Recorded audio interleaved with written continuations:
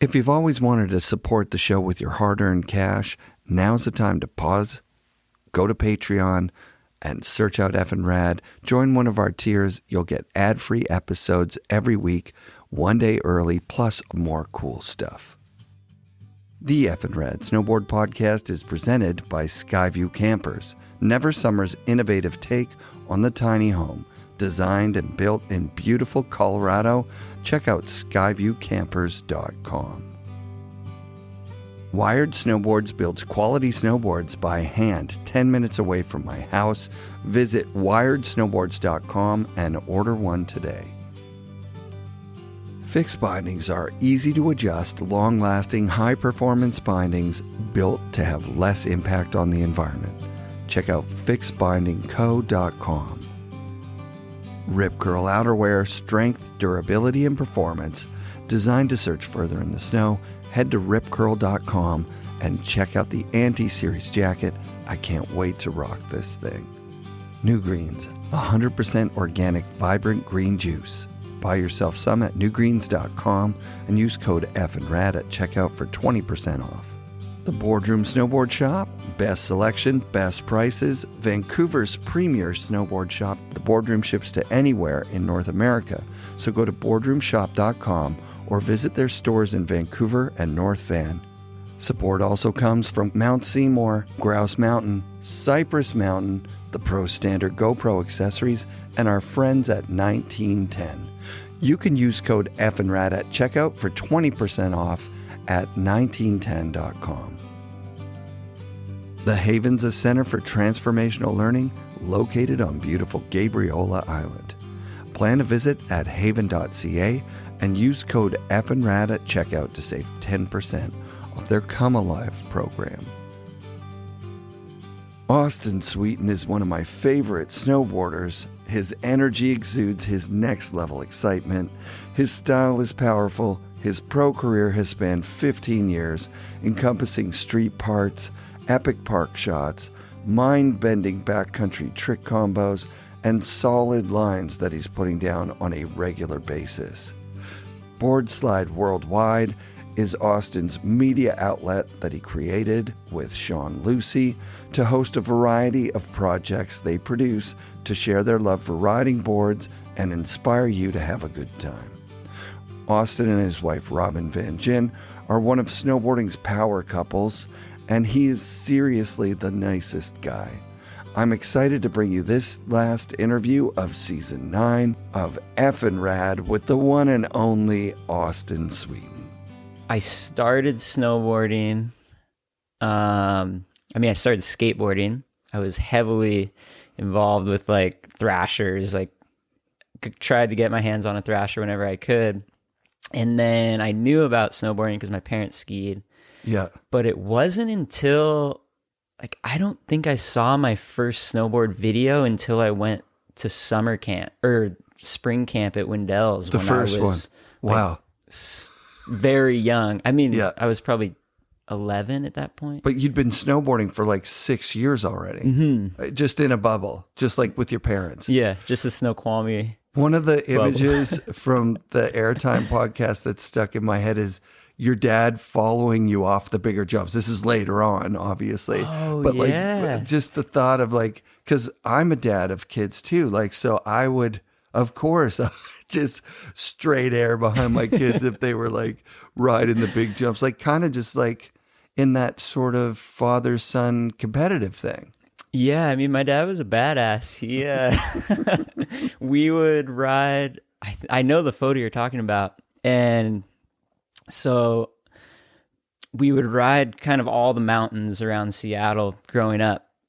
But Stevens had a park that was pretty sweet, and they have the waterfall jump. And I remember hitting it, and my dad was just like, "Oh yeah, I'll just follow you off the jump." And then he'd always tell me about like how he did backflips and front flips when he was a kid on skis. Yeah, no way. That's incredible. And then my mom's a ripping skier, and she loves moguls. So when I'd ski with my mom, it was like, oh, we're going to go rip some moguls, but I'd be on a snowboard. It's amazing. Which I just read an article by Doug Lundgren yesterday, and I was leafing through some old magazines that a listener sent me. Doug Lundgren writes an article basically dissing everybody that doesn't ride moguls. Wow. Like basically saying, oh yeah, you're going to go and sit with all the losers sitting in the half pipe, come ride moguls when you're a real man. Like that's like the essence of the article. And I'm just reading it now, 35 years later going, imagine being the guy that bet on moguls. Wow. Like, yeah, moguls are going to be the thing. Yeah, moguls can be sick, but it's got to be slushy and deep so you can kind of transfer and then use them as a bank slalom. Yeah, I mean, I've never been able to make it work ever. Yeah. You have to be really, really good. Yeah. Honkers, though, in the spring. Yeah. At Baker. Yeah. Good moguls. Yeah. Yeah, you're a mogul guy. And then I could see your style works in moguls, right? Because you're frothing. You're just jumping off everything and riding really fast. You have to kind of forget about the fact that you're landing flat on moguls sometimes. Like yeah. Yeah. I just watched your, what's the Crystal Palace? No. The Velvet Castle. Velvet Castle. Yeah. And my body ached at the bottom of that. Like I'm just watching going, this is impossible. As I was waiting for the border lineup, I'm like, it's impossible. Yeah. Like listening to the things that you're saying too.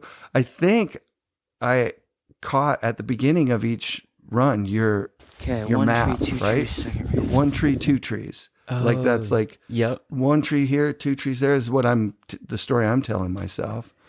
Yeah, something along those lines. Yeah. I mean, I'm constantly trying to find markers. Yeah. And a lot of times, I mean, you could probably look at me at the top of a line or even the bank slalom, and I'm talking to myself like, all right, like 5th berm ride high, like Yeah. cut the 6th berm and then let loose on the 7th, or take a right at the tree, double stack pillow, go left. And then there's a diving board. How dangerous is that Velvet Castle line of getting like sucked into something that would just air to flat or like take you somewhere no good? That run was pretty complex, to say the least. Yeah. It actually, from the peak, it went through kind of 3 stages of snow, which then ended in the valley bottom, which was a humongous terrain trap, with the south aspect on the other side. That being said, the Selkirk Tangers, they're like, all right, you guys can ride this, but we're sending 5 guides. Like, we're going to have 3 at the top, 1 in the bird, 1 at the Barbie angle. Wow. And we're not going on slope. Oh, wow. And how rare is that? That's super rare, that right? is like Travis working his magic and the operation being like willing to work with Travis and his vision. And obviously he's built such an amazing, trustful reputation to do these things. Yep. So there's a lot of moving parts. And then, but with that being said, the top part was very steep, kind of runnely. Mm-hmm. And then it went into a little bit of a pillow face. Then the line that I rode, I had to cross the Abbey chute, and then it was the kind of the pillow field at the bottom. Yeah. But my first run, there was 2 fingers, and I'm going in, and I was so confident. And I get onto the finger, full confidence, I'm riding, and all of a sudden I'm just like, I do a heel side turn and I look to my left and I just realize the finger that connects and goes to the bottom is the next runnel over. Oh, wow. And I couldn't actually get there. I quickly tried to get over there, and then I ended up just getting stuck in the runnel above like a however big ice fall cliff, like had to go back on, kind of billy goat. So then I just on site rode 4,500 feet of this mountain. Just didn't, I was so set on my line. So it was pretty scary, honestly, because I found myself like, oh, dude, I got to figure this out. I'm on site. It's all blind. That's actually super scary. So that's why the first line you see, you go, and then it just ends. I should put the raw GoPro because it's pretty spicy. It's if it wasn't for Mount Baker, like I'd probably just would have been frozen. Right. Yeah, that's nuts. You should pull that GoPro footage. That's sick. And then the second run, we were going up, and I saw where I missed the turn, and it's so hard because there's a million trees, but there was one tree. I was like, I cannot forget that tree. Right. Like, that's my marker. Yeah, I think you might say something like that at the top. Riders left, air. Riders left, air, hard left. And then the second line wide was open honestly ridge. one of the best runs of my life. I'm excited. One of the best runs anyone's ever done. Really, on film? It's nuts. Thank you. Yeah, no, it's I really nuts. appreciate that. Yeah, I mean, you're one of my favorite riders to watch ride. Obviously, you're probably one of most people's favorite riders to watch ride. Because, I was going to ask you, like, does the excitement start from when your eyes open? Like, are you like, all right, today's the day, and then the whole way there, you're frothing and you're happy? Or are you just like a regular dude, kind of get up there, and then all of a sudden, as soon as you're on your board, you're hopping around and the happiness comes out, and you're just like in your spot? It varies. Some days, it takes me a while, but then once I get to the mountain, I kind of get in my zone and I get fired up. Other days I wake up and I'm just like ready to go. Yeah. In that instance, I was pretty nervous, so it was hard to get like really fired up because I was quite nervous and a little scared. You feel it in the beginning. Like you're wiping your board, you're clicking your bindings. You click your bindings like a couple of extra clicks. I crank them tight. Yeah.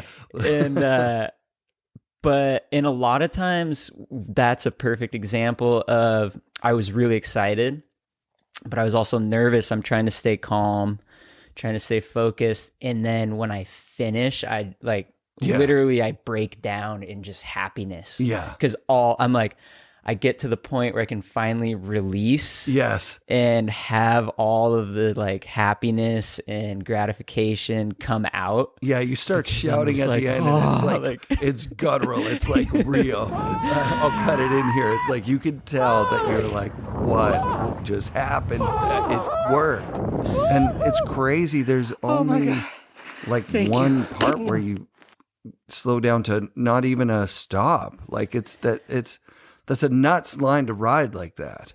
Yeah, thanks. Yeah. It's funny. I've been in a few scenarios. I'm so lucky, and I really appreciate Travis on so many levels, and I've been fortunate enough to spend a lot of time in the mountains with him. And then sometimes this is a good example of like, he finds this run and he's like, I'm going to ride this run. And you're kind of like, yeah, that's a nice run. It's really nice. And you're kind of like, I guess I'll take the spicy one over here. It's a little more technical. I never thought of that. Of course he's going to pick the cherry, like the just absolute cherry. Cause he's like, I found this. Yeah. This is the run. He's gonna, so you're going to have to take like a second pick. A couple more things that he looked at and went, maybe not that. But it's amazing. Dope. And leading up to it, we were like, let's take a warm-up run. We'll get eyes on the side. So we're up there. We grab one of the guides. We do this run from the top, just mellow ridge pillows. And then we're like, we'll ride that to the ice fall. We'll cut over the Abbey Path. And then the next chute goes to the valley bottom.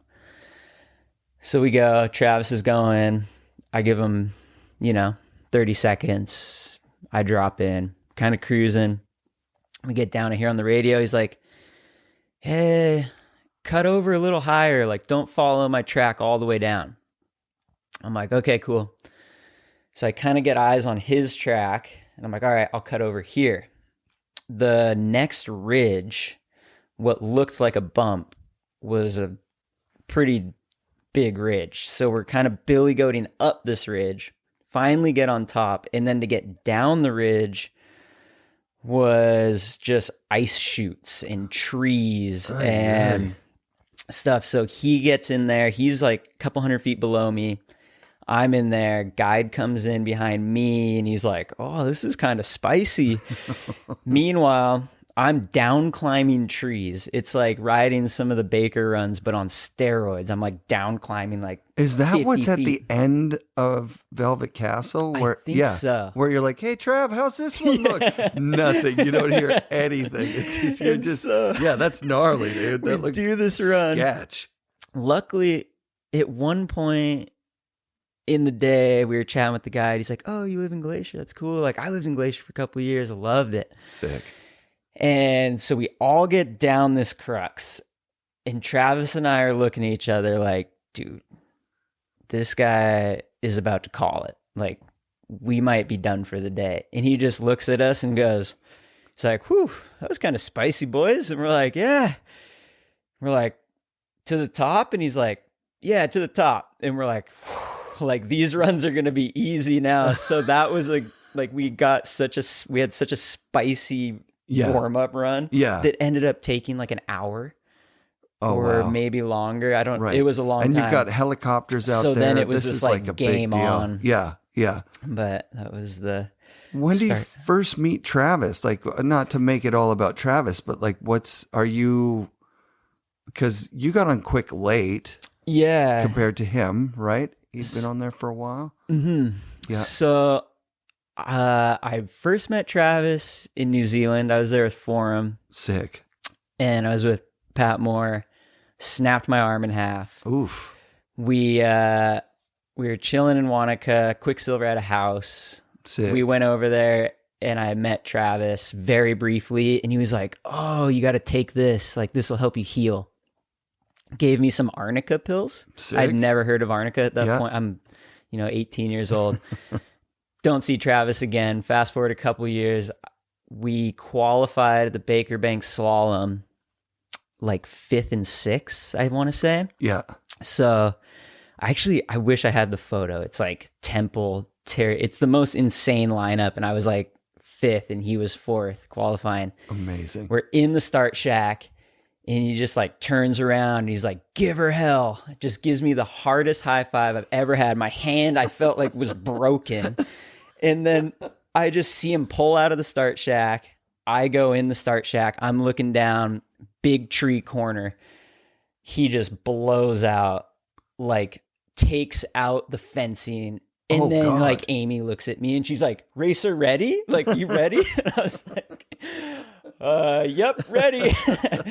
I go. And then I was at the third time, which stuck, was I was at Baldface. DCP invited me for a yes shoot. Sick. Met Jeff. Really hit it off with Jeff. He invited me. He's like, hey, I can give you a discounted rate. I want you to stay this next session. So I stay. It's like Ben Ferg and a couple other people. And then at one point, Jeff calls Travis and was like, hey, you should invite Austen on your New Year's trip. Wow. And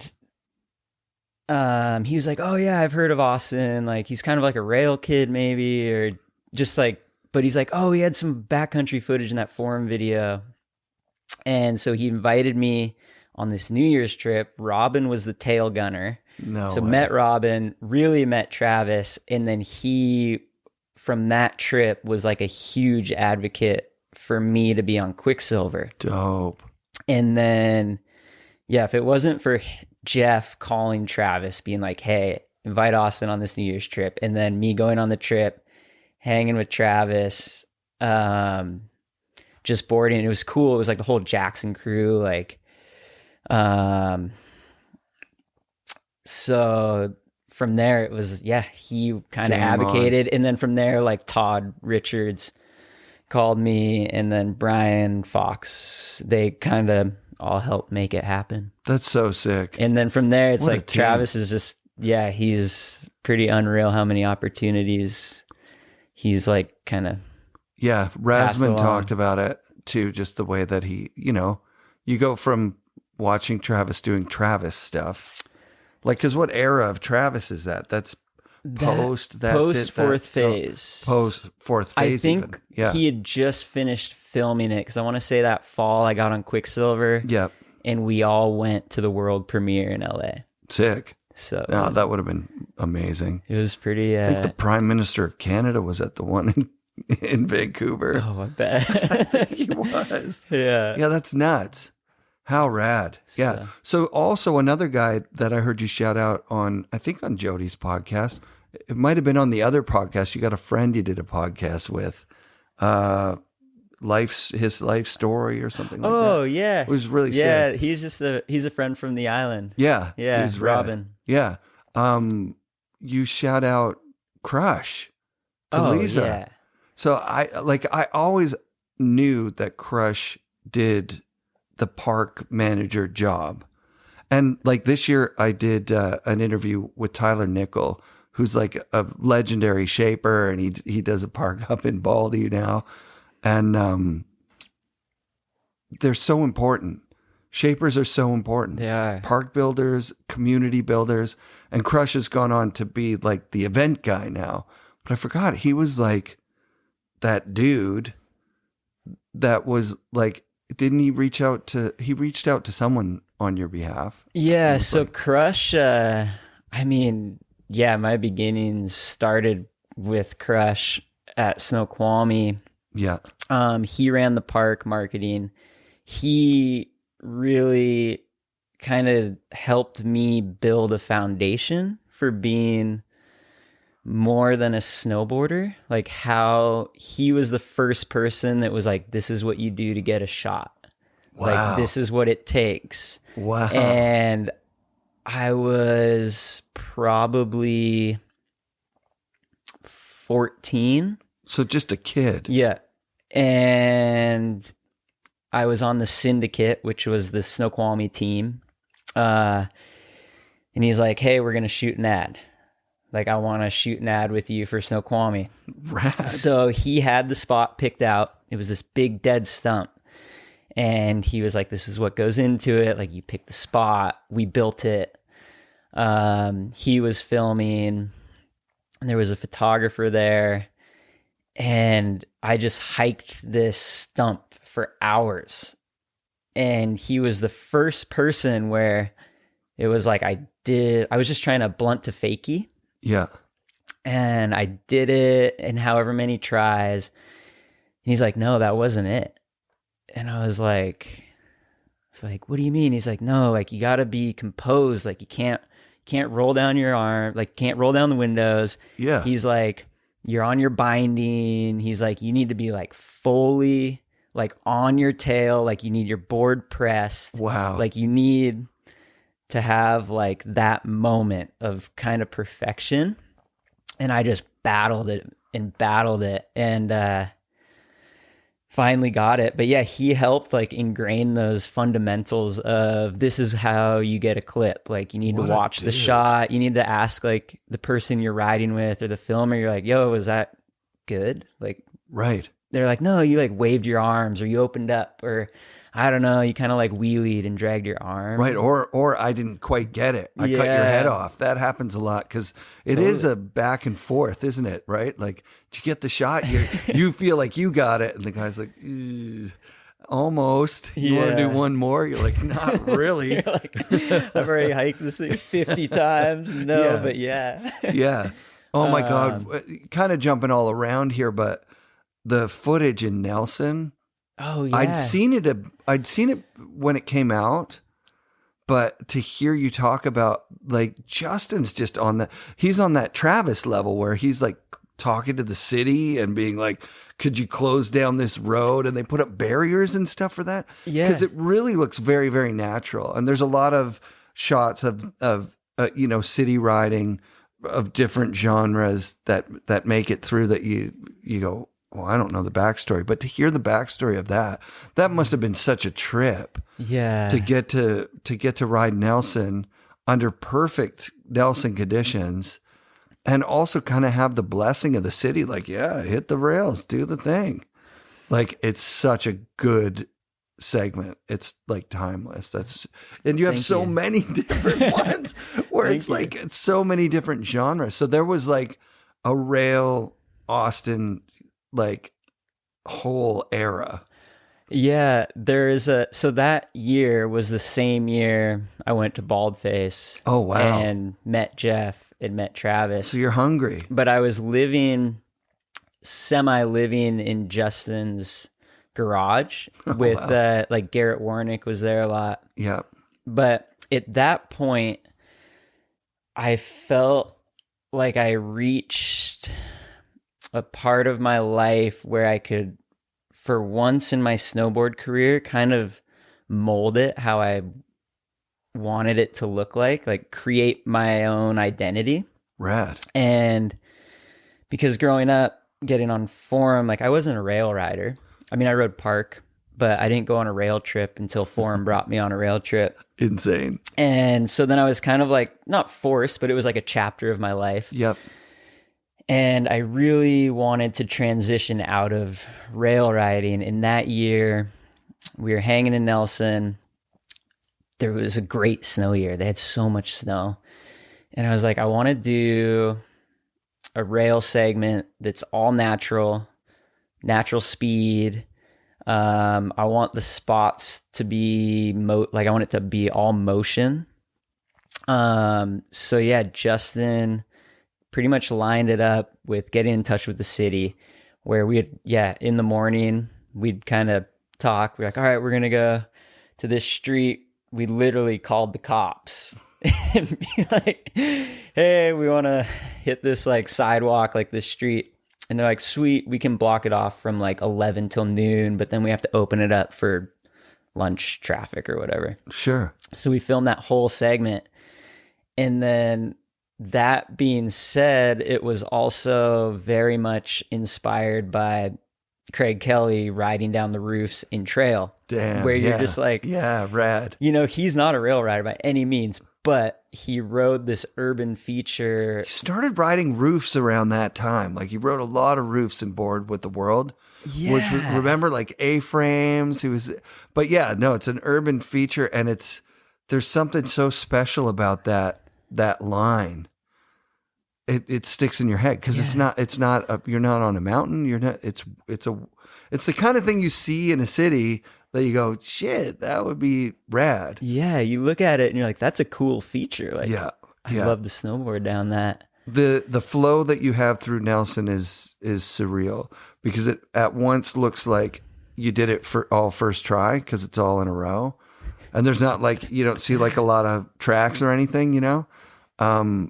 And also it's like polished tricks. Like, you've got rad shit all in a row. It's dope. It's very, very well done. Thank you. And yeah, I mean, that's what happens when a rider with the kind of actual ability to do it, and a filmer with the actual vision to capture it in a way that's really stunning. That's sick. Yeah, there was, thank you. There was definitely a lot of good energy flowing that year. Like, between Justin and I, and just like our crew and the people that were coming in and out, like Garrett Warnick, Manuel. I spent time with him, but that winter, that was amazing. But just, yeah, we were like on this wavelength of like trying to film unique urban stuff. And then also I wanted to transition out of rail riding. So I wanted to do something that was impactful. Yeah. That wasn't just like clip. And I thought, I was like, this is a great way to just transition out. Dude, that's so sick. 'Cause, like, kind of like a mic drop, just like, all right, that's enough rail riding for me. That was a rad segment, but thanks. Into the backcountry. That's dope, dude. That's unreal. So you start kind of steering your career at that point, kind of thinking, okay, like there must have been a decision around that time too. Like, okay, this is what I'm going to do. Because were you flirting with college just leading up to that, or had that been years college before? was a couple years before. Yeah. But at that time, it was post forum, and then I was riding for Yes, and I was briefly on Analog after forum. Yeah. They brought me to Analog, and it was like myself, Nick Sauve, Danny Davis, Mikkel Bang. And the first year was awesome. Yeah. We did like a big photo shoot, but then they kind of just let it fizzle out. And they didn't really do anything. And then my contract ended, and they were kind of like, hey, we're just going to keep it Burton Riders. And then they kind of didn't do anything with it for a couple of years. But anyways, I didn't have an outerwear sponsor. I was riding for Yes. But since forum, my sights were on Mervyn. Growing up here, Mervyn would have kind of always been in the back of your mind, I'd imagine. Yeah, like growing up here, Jamie Lynn was a huge, like, he was the best growing up. Like, it was like him, Peter Line. And it was kind of crazy. Like, I trip out on it because I rode for forum with Peter Line, and then now ride for Lib with Jamie. But I just like have always loved Mervyn. They're from the Northwest. Mike and Pete, they're still like running the company and heavily involved with board building. I love that the boards are built here.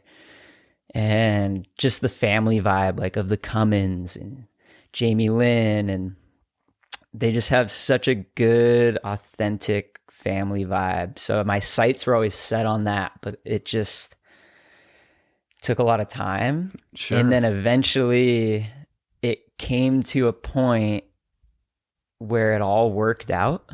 Yeah. And I like couldn't pass it up. Yeah. And it was like, I'm super thankful for DCP and that crew.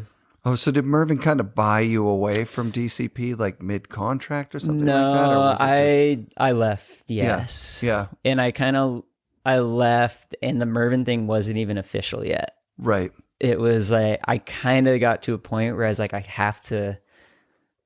think I have to step away to really take the chance. Wow. That would have been tough. It was scary. Yeah. Yeah. And it worked out. Yeah. Obviously it worked out rad. And what a great team that you have there. Cause now you've got Travis's Lib, and the Cummins family's always been a part of it. And I mean, all the way down to Cannon now, like, which is super sick. Watching him the last few years, just like his game has gone so huge. Yeah. He's unreal. It literally was overnight. It was like, he was the little Grom, like following Temple around. And then one winter, all of a sudden he was like full grown Charger. Those big boosting airs that everybody's doing now. Like, it's nuts to see, I saw him and Arthur Longo and a few other rippers up at Jaden Chomlak. Jaden was up there, and it was just nuts to see. I don't know, it's kind of come back, like the Seymour kids back in those big, huge days. Like, people were going that big, for photo shoots and whatnot, and they'd block it off and build it big. But it's been a few years since stuff has been that big. And now it's in a smoothness level that's like, seems impossible. Yeah. Like, the landings are so clean now. Like, perfect. Definitely. It's nuts. It's absolutely nuts. So another one of those clips that you and I talked about last year, and there's a Baldface talk about it, was the front seven? The Baker shot. Oh, off the Beast. Off the Beast. Yeah. And like, I had no idea. It's so weird when you see stuff on Instagram, because without any context, it just you're like, wow, that's just amazing. That's the most amazing thing I've ever seen and oh my God, and there's an avalanche, and oh my God, he's fine. Like, what did I just see? You know what I mean? But when you break it down over, I think the talk was like an hour or something about like how many times you'd been there and you knew it was going to be a good day and you'd check the forecast and and you had to get there to get ahead of everybody. Like that in itself is like, I can remember when that line would stay good for a couple of days. Yeah. I mean, it's 30 years ago, and people wouldn't even hit it. It's just, now it's so, I don't know. It's like, it's your job, I guess. So you're thinking like, okay, I'm going to I want to get this clip. I've hit it a few times. I'm feeling good. I know the line. Yeah. I wouldn't say job is the right word for that, but more, I guess, desire. Sure. In the sense of the past few years, I've been a huge advocate for pushing the boundaries of relatable snowboarding. I think snowboarding, sometimes it's hard to go snowboarding for a lot of people, and especially with professional snowboarding, it gets into like snowmobiles and helicopters. Totally. So over the past couple of years, my whole thing is like, how do you just progress the sport in your backyard? Like with what you have, like with what's attainable. And COVID obviously played a part, just having to be home. Yeah. But it was the best thing that ever happened, being able to spend multiple years in a row just at home. Yeah. Because it makes you appreciate not only the terrain, but the things that you're able to do within the terrain. And so my mind was like, what can I do to push snowboarding in this area? And that was one of them. I was like, I want to hit the beast. Like there's the famous shot. I wish I knew who it was. I want to say it's in Fear of a Flat Planet. Someone's going down Slingshot and they air over him. Oh, wow. They air over and he's on he's on a litigator. Yeah. Yeah. Wow.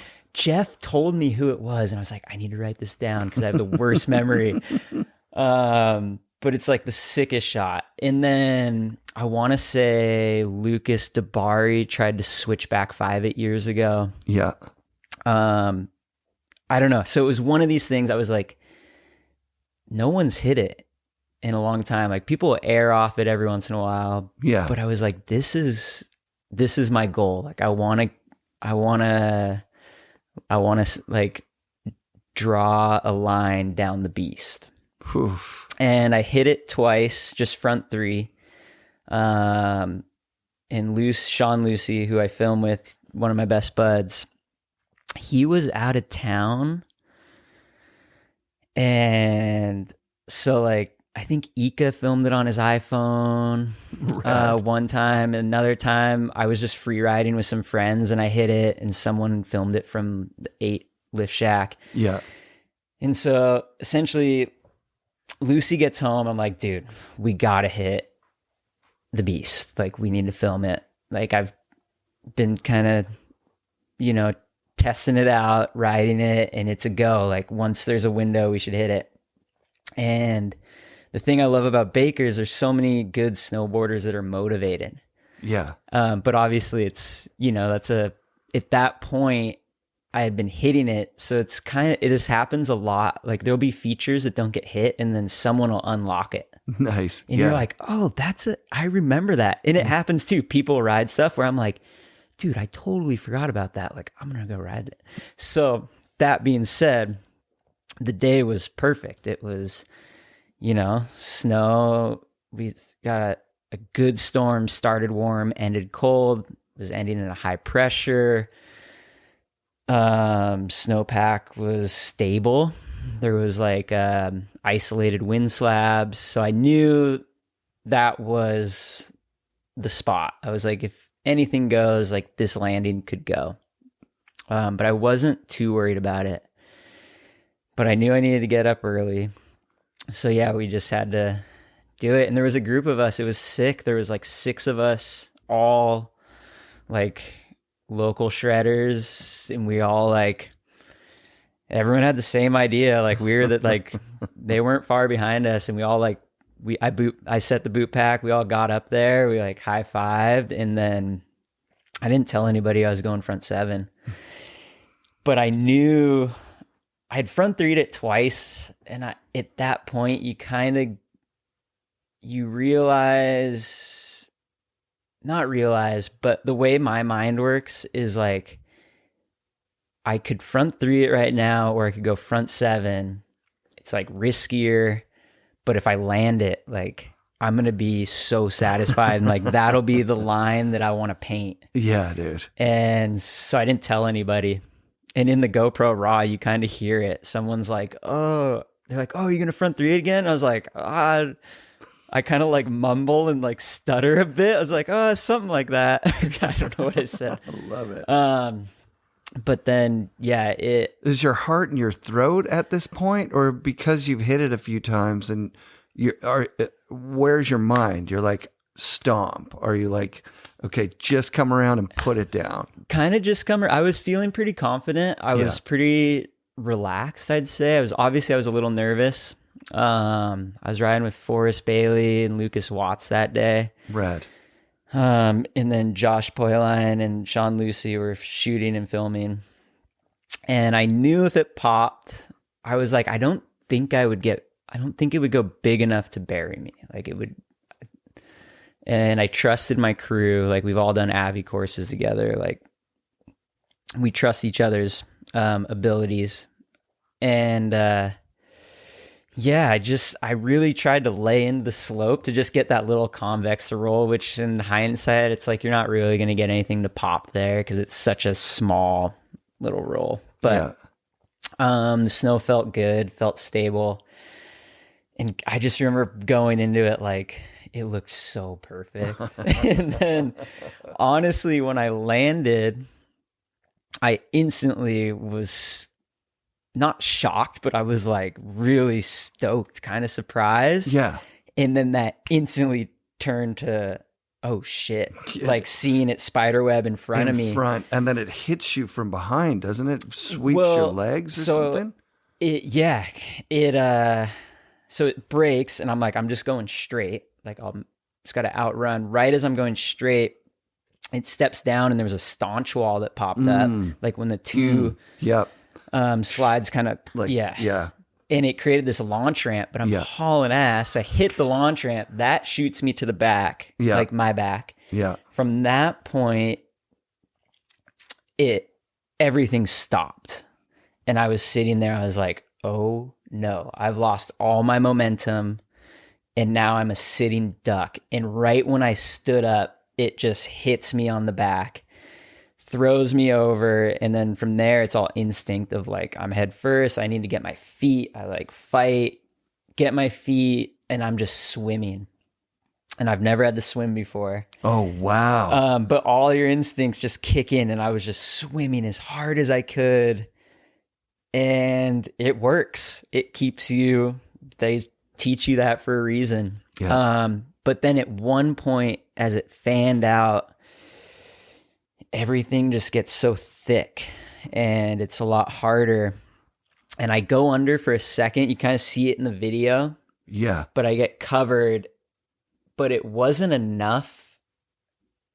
And I just, at that thought, I was just like, I remember, like, I think I screamed. I was just like, not today, or like something. I just put my arms as high as I could and did like a pulled myself up, and I just shot out to like my chest.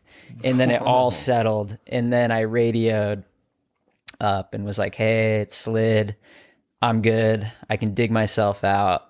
And there was kind of like a little calmness. Like there was a lot of froth and energy, and then it was a little bit of calm. That same kind of release you were talking about at the bottom of the Velvet Castle. Just like, okay, it's done. I'm not dead.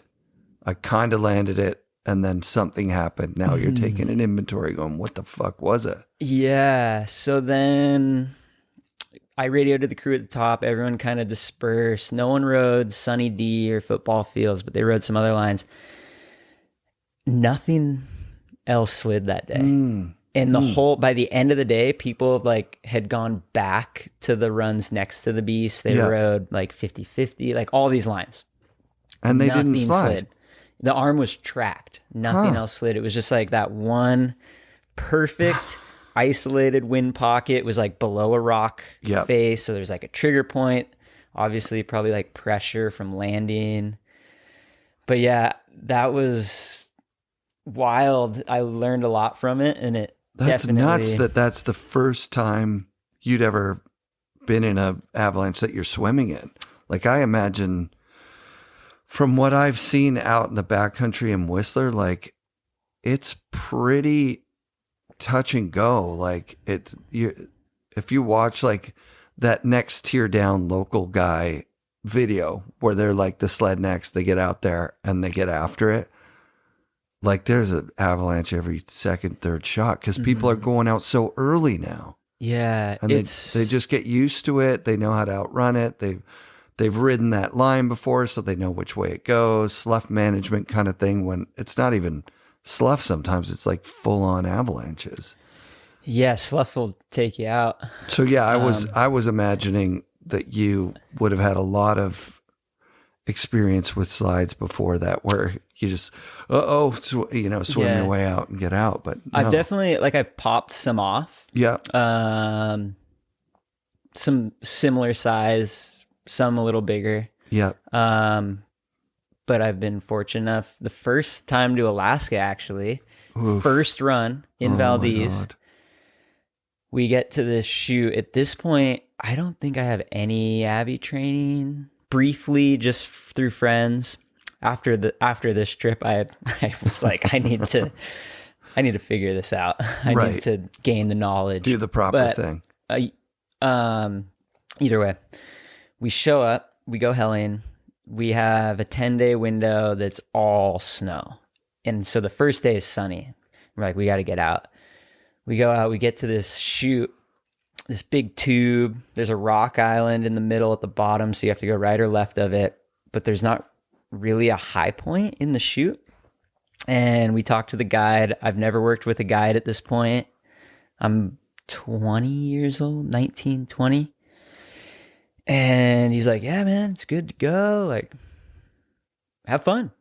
Oh, wow. And I drop in. It's kind of I dropped in on the ridge. I roll in, and essentially I ski cut the slope. The whole thing goes. Oh my God. Or I see it breaking, but I couldn't. Looking back now, I could have pulled up. Yeah. But at this point in time, I didn't know how to mitigate this situation. And my thought was like, I need to go SFD. Yeah. And I pointed it down. I see the whole thing go. It's breaking, cracking under my feet. And I just pointed out the chute. At the bottom of the chute, I just cut under the rock cliff and let it all go by. And it was like a solid 2-foot crown, went huge. Oof. And I was watching it like, whoa, I guess this is Alaska. Where now, even when I watch the shot, I'm like, yeah, the experienced snowboarder, it's the top of a line. You do the ski cut. Yeah. You watch it go, then you ride it. Yeah. And I should have kept cutting, but instead I was like, it's breaking, heel side turn, go down the mountain. So I got really lucky. Yeah. But that being said, after that, I really took into account of trying to gain as much knowledge. And then even now, I try and do the risk maturity course at Baldface every year. Yeah. Because it's such a well-tailored course of real life scenarios of working with your crew and getting time in the mountains with people like John Buffrey. Oh, wow. And, Demian Whitley and Joel McBurney. like I'm 33 years old, and I like get excited just talking about this, because I'm like, dude, I get to take an Abbey course with like my crew, because it's tailored towards professional snowboarders filming in the backcountry. Yeah. And we're learning from Craig's mentors and friends. Like in The Darkest White, you like hear like Dem and Joel, or like these kids, like the local dudes in Nelson that Craig is going and just like gaining time in the mountains, and like Buff is like helping Craig along his journey. So it's so cool that like Buff's knowledge runs deep in the snowboard community. Yeah. And that so many people get to learn from him and the crew at Baldface. And that I think it really helps a lot of people in the community that film in the backcountry as a profession.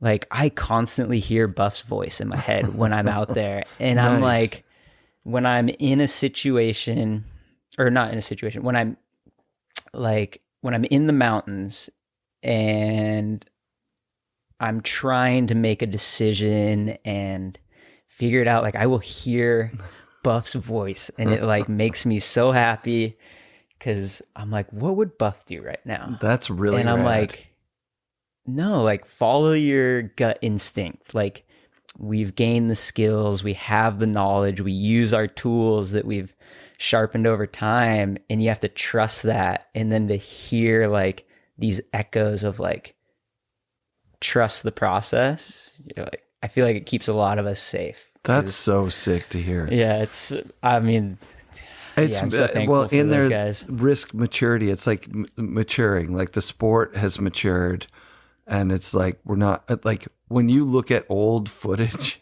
of like I saw the hatchet line, and not the one at KT22. It's the 30th anniversary. The Mendenhall Towers of Mendenhall. Yeah, and like dude, that line is so sick. I think there were people in the group that were like, it can't be ridden. Like guides that were like, you can't ride snow that steep. Wasn't it? Yeah, because Mike wrote it, right? Dave wrote it. Dave wrote it. Hatchett rode the Mendenhall Towers. Yeah. And didn't like in one of the posts I saw, Mike was like, dude, like, I don't know, like this is crazy. Like, am I going to watch my brother like get severely injured? I mean, that's where or they were something? at. And I mean, that's probably smart thinking, because the way that things were being done up in Alaska was like, there was a lot of cowboys up there just doing crazy shit. Yeah. Like you see that Mark Gallup shot of the guys on the pontoons, and you're like, think of how insane that is. You can't just do stuff like that now. No. In fact, there's like limiters on places you can go. Like Super Spines is closed. Like it's not, you can't go back there. It's protected. And even to get there, I think it's a far trip, and you have to be back before 4:00 now. They used to come back in the dark. Yeah. Well, now I know that a lot of zones in Alaska, they'll be closed for a year or two. Yeah. But then they open back up, and it has to do with wildlife, essentially. I think the goats, right? Sure. A lot of it. Yeah. And then I also know that this is quite a few years ago, but when I was there with Justin one year, they're at Alaska heli skiing. They're like, we get 10 lands a year on goat land. Okay. But we were there at the end of April, and they had like 6 left. Oh, damn. So we got to like ride this face that was, wow. They weren't riding in the winter because they're like, well, we don't want to use up our landings or whatever. So we actually got to ride a couple lines and use the last few of their landings in the that's amazing. the territory, which is kind of cool. But it's also, the wild, it used to be so wild up there. So wild. It was like fly anywhere. I mean, also, I feel like budgets were infinite, or maybe it was just endless the cost budgets. of it was way cheaper. Super low. Yeah. Martin Gallant was talking about the chips, that you just have like a pocket full of chips. You tip someone like a heli drop, you know what I mean? At the bar. Oh yeah, that was a good drink. There's Take one, you have to hike out to the road or whatever, you know? Like, it's nuts. Yeah. It's nuts what they were doing. And yeah, like I'm thinking of Selaznick, old TB footage, and thinking like, here's this guy from Tahoe who's like a jibber, you know, he's on the cutting edge of freestyle snowboarding. And they were kind of separated at that time too. There were these like big mountain riders like Tex and guys that did that sort of stuff. And then there were like, I mean, the freestyle stuff was still 720s on park jumps and stuff, you know what I mean? But when Noah goes up there, all of a sudden there's this magician who, the way that he rode that stuff so confidently, so flowy, like it's, I mean, and then you think that's 30 years ago. I know. 32 years ago he was doing that stuff. That's nuts. It's amazing. Yeah. It's it's cool that I feel like people still get opportunity, but it's really challenging. Like Alaska is so unattainable in a helicopter setting. Sure. Because it's so expensive. And then you're paying all this money. And then at that point, there's other crews up there. And then it's like, if crew A has more money than crew B, they get priority. And you're just like, it's pretty wild. But, watching like the old TB movies, like, I mean, I still watch, like, I love Johan. It's unbelievable. To me, like, I'm watching like him, even like Tom Burt, like some of the stuff, all his first ascents, I'm just like, dude, watching him ride Pyramid and all it's of so that. You're smooth, like, too. He's just so smooth. Unreal. And he's like a tall dude. Yeah. Like his style is so smooth. Mm-hmm. It's nuts. Yeah. And then like Johan, he was like not only going faster than everybody, but he was also jibbing Alaska. It's unbelievable. Like all this cornice, like backtailing cornices and like tail pressing cornices. You're just like, he was doing this in like TB6. Yeah. And like now Jody and I are like, dude, we got to jib some cornices. Right. This is sick. Yeah. I think that's the difference is like for all the rad stuff that Johan did, you know, his arms are flailing because it's never been done before. He's not at that level that snowboarding's progressed to where, you know, when I think of Jody Wozniak, I think of just such amazing style, such easy on the eyes. Everything that he does is like, it feels perfect.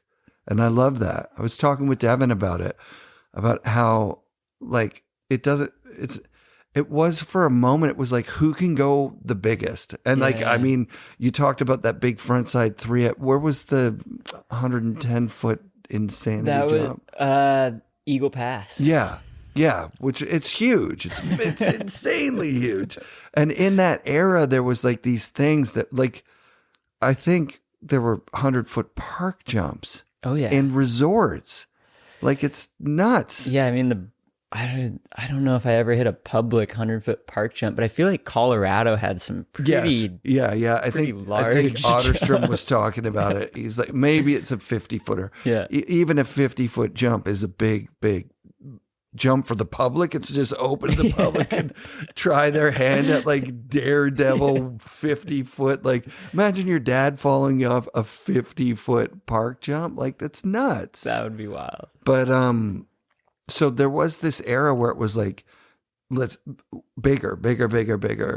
And then it's toned down to where it's smoother. And now it's going bigger and smoother. Bigger and smoother. That's the dream. Yeah, that's it. It's nuts. It's wonderful for someone like me that's been watching snowboarding media for 35 years that all of a sudden, like, I remember playing video games where it's like, imagine. And now that's like real. Mm-hmm. Like people are doing that. We talked about it the other day on text about who's going to kickflip the road gap because someone's going to do it. I know. I joke about it. It's all the time though. time. Like it's almost there. You know what I mean? Like maybe not on a snow skate, like a pow surf. Yeah, You'll probably kick flip. I feel like frontside you'd grab. want to do it on a snow skate, but with the big ski. the big ski. Yeah.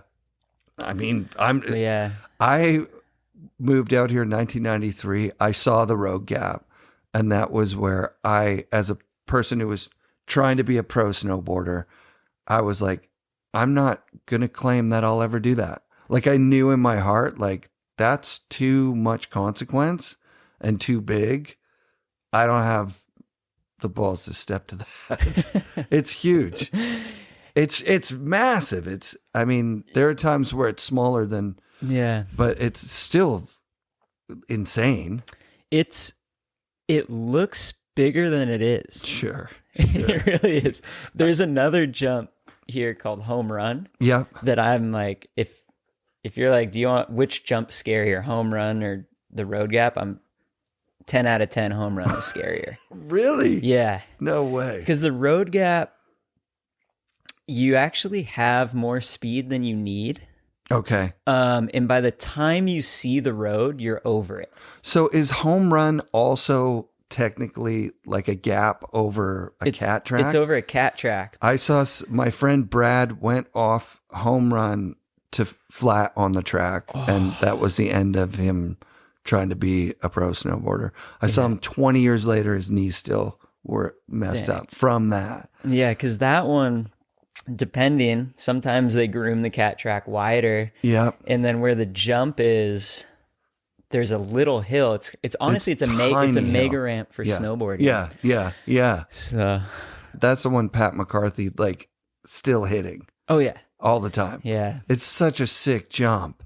Oh, it's amazing. But We hit it this that's year. gnarlier than the road gap because of that lack of speed, which is my buddy Brad went right to the top of it. You know what I mean? Maybe even packed down a little ramp to get a little extra speed. Yeah. And it was a no-go, like Dang. nowhere close, like middle of the road. Mm-hmm. Like, but that's where we used to go early season because you could just air off the cat track, right? Like There's so many good jump. Like that whole Granny's area that's the training grounds for.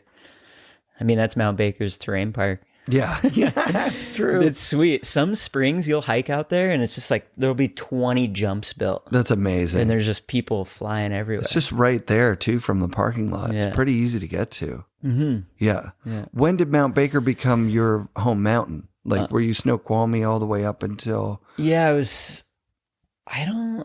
did I get I think I got my first season's pass at a mountain when I was like 15. Yeah. At Snoqualmie. Yeah. And then I had my first season's pass was Mount Baker. Oh, sick. Fifth graders ride for free. Oh, yeah. So I got a pass that year. My mom loves Mount Baker, so we came quite a bit. That's very cool. That year, we were actually just talking about it the other day. We were riding Baker together, and that season, she let me skip school for my birthday, and we rode Baker. And they used to have the sickest terrain park on Chair 8, and it ended with this huge channel gap into a hip. Wow.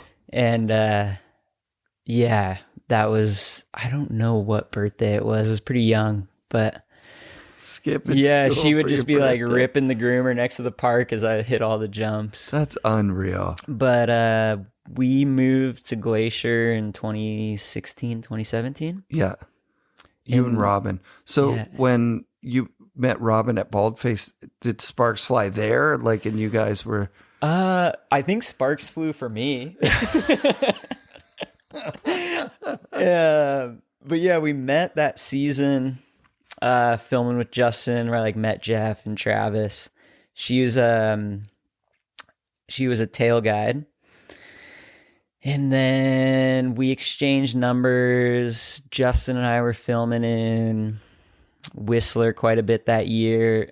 It was awesome. Chad Chomlak hosted us and like let us live in his basement. Dude, that's sick. And Robin and I were kind of chatting a little bit. I was really into it. She was like, I don't know. He's kind of just like, who is this dude? And then It's got to be tough for a girl in the snowboard industry too. Like I've heard Jess Camira talk about, like, I just don't want anything to do with anyone that would be seen as someone who's helping my career. Like you're trying to blaze your own path. You know what I mean? And you don't want to, shack up with like a team manager or somebody that people go, oh, she's just on that trip because her boyfriend's the guy or whatever. Yeah. I mean, people say that, but I don't know. Either way. She was holding her own, man. Yeah. I mean, she's way more successful than I am in snowboarding. But yeah, so anyways, that winter, I was just like, I was like, oh, I really like this girl. Like, she's awesome. And then finally, we got invited to the Zigzag, which was a bank slalom. It was when Drinkwater was still going. Jeff invited Brian, Austen, and Curtis to like host this bank slalom. They put together a crew, and she just texted me and was like, hey, do you want to carpool? And I was like, yeah, let's carpool. And we kind of just hit it off. Like, we drove from Whistler, hit like the worst Vancouver traffic. It took us 2 days to get there, like, because the Vancouver traffic like set us back. So then we stopped halfway. And then I think that road trip just really kind of like we connected. And then that spring, that was March. And then by that point, we went snowboarding in Whistler a couple times together in the backcountry. And we just like really started enjoying each other's company. We started to like build this relationship, just like a friend relationship at this point. And then we went to Alaska. She was filming for Full Moon. I was filming for Absinthe. And that's kind of where we connected. And then from there, we were like, should we book a trip to Costa Rica? Oh, nice. Like a vacation. Oh, so that's we so cool. Ended up, I drove my camper and 2 sleds up to Alaska. Was filming for Absinthe. And then Robin and I stayed till like the very end. Her crew left. And then she had an open spot on the ferry because Jamie ended up driving her truck home. And so like I got to put my truck and sleds on the ferry with her truck and sleds. Both of our crews had left. We were like the last ones up there. Nice. We took the ferry back and then went to Costa Rica, and now we're married and stoked. That's But awesome. Going back to like, I think for me, it's so like, I love having a partner that I can do all the things I love to do with, because, and I do realize we're both so fortunate and we're in a very unique situation, but we've built this relationship where like we support each other, and no matter, both have gone through ups and downs in our career through our relationship, but just having that support system and that understanding has been huge. And like, to be able to go and just ride the arm together, or just have a pow day together, or like go surf together, or, like we share that mutual love for the outdoors, the mountains. Your life looks just so fun because like you guys are constantly on a trip. Yeah, here or there. It is everywhere. We definitely work our asses off. Like our summers are like kind of our work time, but it's also like our time to really connect. Yeah. Because in the winter, it's like, for instance, like I'm in Glacier right now. She's in Norway. I'm going to Banff, and then she's coming home, and then I come home from Banff. She's going to Japan. So the summers for us is like our time to really like get grounded and connect. Cool. But that's really cool. And then we just kind of work on our life outside of snowboarding to stay afloat and keep the dream alive. But having that support system is like so important. And it's like, you're lucky. Very so lucky. Very lucky. That's both of you for sure. I think in the interview I had with her, she mentioned that while you guys were staying at Al Clark's little cabin, which I love so much that I got to stay in there, that she would come home the first couple of days of filming and go like, I can't do this. Like, I'm so, I don't want to try and quote her. She just was like, fuck, what am I doing here? Yeah. And you were like, you're here because you ride good. And so just ride good. Yeah. Like, just ride like you. I remember that. Yeah. Yeah. She was, however it happened, essentially I was just like, you're Robin. Yeah. Be Robin. That's it. Because that's why you're here. You're not here because you're another person. You're here because of yourself. So like, dive into your strengths, because have you ever needed that pep talk when you're riding with Travis? Like where you're watching what he's doing, you're going, well, that's not what I'm going to do. I have. Yeah. And it's, I've had to give myself that pep talk a couple times. Right. And it's hard. And one year, I think I reached my limit, and it was a mixture of things of like, I'd reached my adrenaline limit. I was what does that look like? What is your adrenaline limit? We were just going and going. I think it was back-to-back trips, and it was pretty full on. And it got to a point, and I was sick. My body started shutting down, so I was sick.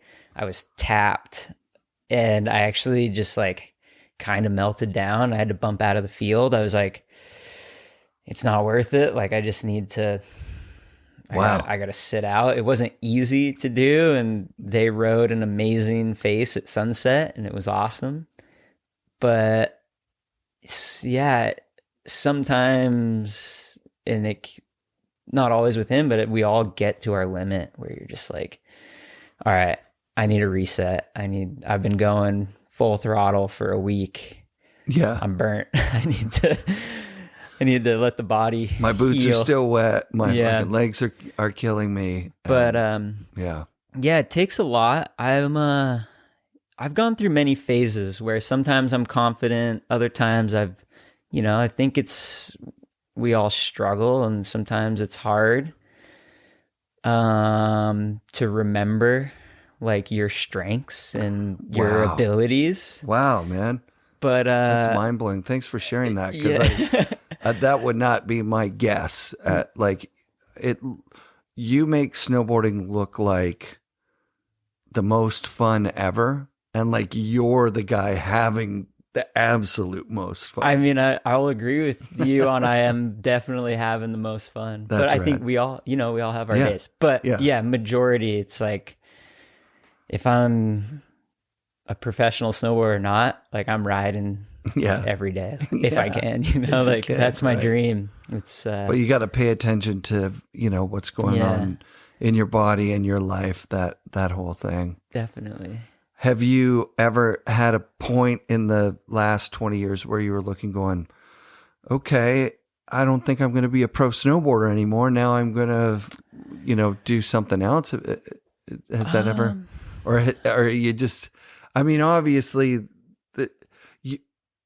maybe that's a terrible question. I'm starting to think like, oh, that's not that great of a question. I mean, I'm constantly, I'd say the past couple of years, I'm not constantly, but I think a lot about life after snowboarding. Right. Because I would like to be prepared for that. Sure. But I'm also very focused on maintaining my career as long as I can. Yeah. With being fully aware that you just never know, and that it'll be I want to have a good idea of at least a starting point for a backup plan. Yeah. Yeah. One of the conversations I imagined having with you is this shifting landscape of like how important snowboarders' professional endorsement snowboarding is, right? Like it's been everything. In the early days, we bought boards that didn't even work because, Steve Graham was on them or whatever, whereas nowadays kind of everything sort of works. So it's not like, oh, I buy this because I don't know. I can get inspired and buy stuff because I see you riding it, or I see somebody that I'm like, oh, I wish I could ride like that guy. Maybe this will help me a little. But it seems to be getting smaller and smaller. And I feel like it's pretty obvious this online shopping thing, because I was just a mailman for 15 years, has exponentially ramped up to where it's going to challenge the system, the distribution system, the shops, the pro riders, the selling direct to consumer. Why would you have anybody, shilling the stuff? Just make it look right and make an Instagram ad. and so like you're a part of a group that was a lot bigger at one point and was making a lot more money at one point too. There was like guys in your position were making hundreds of thousands of dollars a year for years. I definitely have had conversations with older friends, and I'm like, dude, that's what you got paid? Like, that is awesome. Congrats. It's nuts, It right? is not like that anymore. Right. Because there's an adjustment for how, it's being pushed in two ways. How little can we pay people and still have them ride our stuff and do gnarly stuff? And also, how much money are we making, and how much can we put aside to like actually grow the sport or support the people that are actually doing it? Yeah. So those two things are, they're both under pressure, right? Yeah. It's a dance of balancing it all. I think with snowboarding and a few other sports, I think action sports like snowboarding, surfing, skateboarding, I'm not a golfer, but I imagine you could throw golfing into here as well, where I wish there was more core shops. We're very fortunate that we still have core snowboard shops. But the beauty about all these sports is I feel like if you have an ability, if you're a capable snowboarder, you don't want to buy a snowboard online. You might get a good idea of like, oh, I want this new Jamie Lynn, or I want this new Arthur Longo, or I want this new Blake Paul board, or whoever it may be. But if you're somewhat capable, I feel like you want to go into a shop. Hopefully it's like a core shop. Yeah. And you're going to want to touch it. You're going to want to flex it. True. You're going to want to like see the side cut. You're going to want to stand on it. And I just relate it to skateboarding. Like, I've never bought a skateboard online because I want to go into the shop. I want to throw it onto the carpet and I want to stand on it. Even if it's the same anti-hero that I've skated 3 times before, like I want to stand on it and make sure, all right, I like the concave, and I hope that's what kids are doing now. In like golf, like you probably want to feel the weight of the club. Yeah, don't you? Yeah, feel the grip, whatever. Yeah. It's interesting what you're saying because you worked at Snowboard Connection, didn't you? Yeah, I worked at SnowCon through high school, out of high school. Yeah. And then actually my boss, owner of SnowCon, Adam Gherkin, he's went on to work for Tactics, and they're actually they open up a new Tactics in Seattle. So what's Tactics? Tactics is a snow skate shop. Sick. That started... Sorry, snow and skateboarding, not snow skates. No, they probably sell snow skates. There is a snow skate shop across from Donner Ranch, is it really? Which is super sick. Sick. Just snow skates. But I love it. Yeah, they're opening up their new store in Seattle. So Tactics is working. Like and like in Bellingham, we have WWS. Mm-hmm. And like Todd is killing it. And like you have that core shop. Like I went in there before natural selection to like pick up a few things. And like you walk in and he's playing the community project. That's dope. And like you talk about all things snowboarding. There's like, it's like a quintessential like snowboard shop for Mount Baker. Like Mount Baker Snowboard Shop isn't there anymore. But the ski shop, I actually went in there to heat mold my boots. Yeah. And it's sick. They like sell all the Mervin boards. They've got like 32 in there. They've got a bunch of brands in there. Damn. So there still is like a culture for the in-person shop, and I think it's important because I think so too. It's some things it's great. Like, you're traveling, you're like, I need a new book, and like you're in Alaska and you're like, it's kind of sick, you can Amazon a book overnight. Right. But for snowboarding and that, I think we're in a good situation where we will maintain like the core, somewhat of a core shop. I hope so. I really hope so too. Yeah.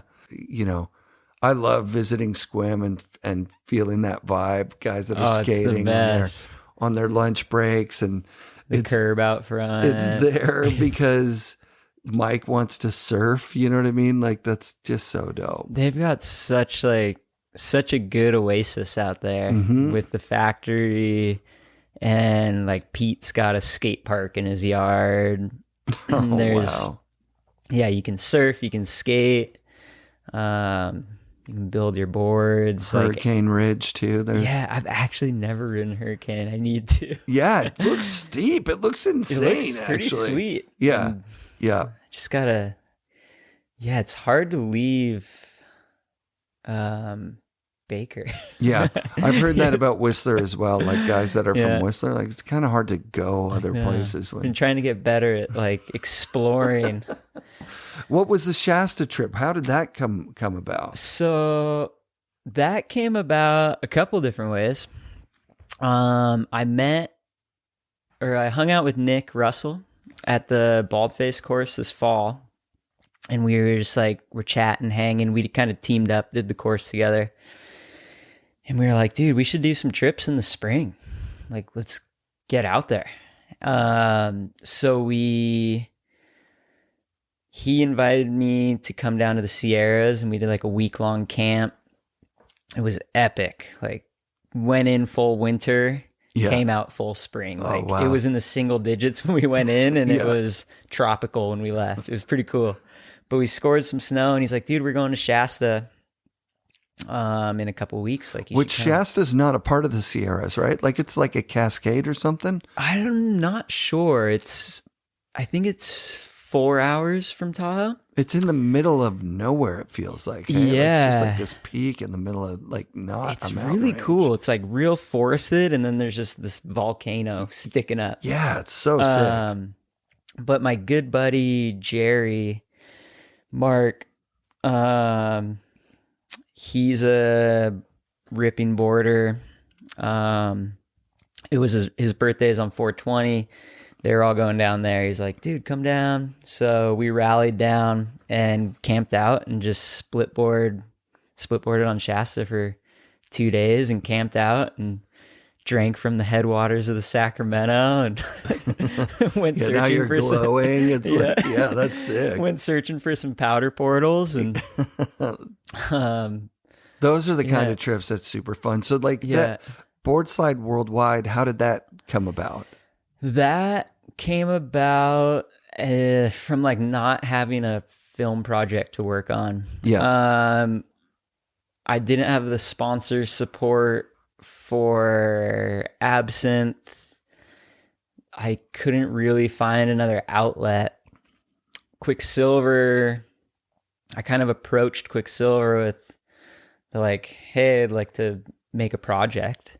And they've always done that in surfing with like Dane Reynolds for years. So they were super down.